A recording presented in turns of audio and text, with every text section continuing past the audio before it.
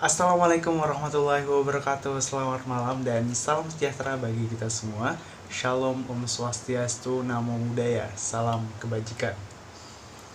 Perkenalkan, saya Jaka Gugun Prayogo. Saya mahasiswa Fakultas Hukum Program Studi Ilmu Hukum Universitas Trunojoyo Madura semester 5.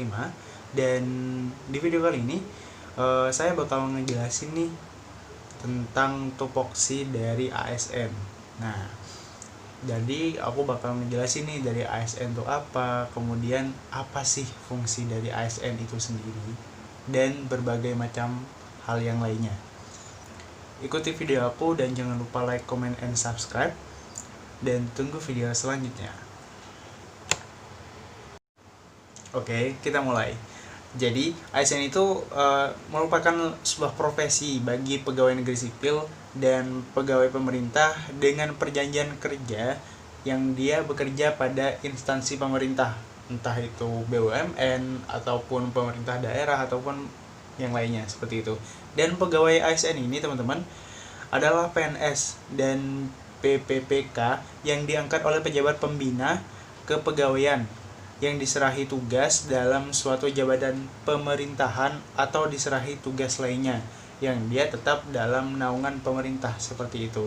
Nah, jadi ASN ini nih dia sebagai pejabat pemerintah dan dia bertanggung jawab nih sebagai tugasnya, sebagai pekerjaannya dia bertanggung jawab pada pemerintah langsung seperti itu. Nah, apa sih tadi kan aku nyebutin nih PNS sama PPPK. Nah, bedanya apa sih? Jadi PNS itu adalah warga negara Indonesia yang memenuhi syarat tertentu yang diangkat sebagai pegawai ASN oleh pejabat pembina kepegawaian untuk menduduki jabatan yang ada di pemerintah seperti itu. Nah, untuk PPPK sendiri teman-teman itu sama WNI juga yang memenuhi syarat tertentu yang diangkat berdasarkan perjanjian kerja untuk jangka waktu tertentu dalam rangka melaksanakan tugas pemerintahan. Jadi bedanya, jadi untuk PNS ini dia tuh tidak ada jangka waktu teman-teman. Jadi jangka waktu dia ya udah masa pensiun dia seperti itu. Tapi kalau PPPK ini dia itu bekerja pada pemerintah, namun ada sistem kontrak dan di mana kontrak itu menuliskan jangka waktu dia bekerja kepada pemerintah seperti itu.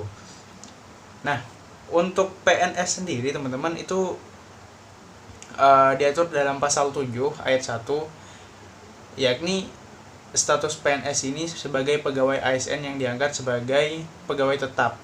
Nah, yang aku bilang tadi nih teman-teman, sedangkan di pasal 7 ayat 2-nya PPPK itu pegawai ASN yang diangkat sebagai pegawai dengan perjanjian kerja oleh pejabat pembina kepegawaian. Nah, jadi ini bedanya, yang atas itu yang PNS dia nih sebagai pegawai tetap.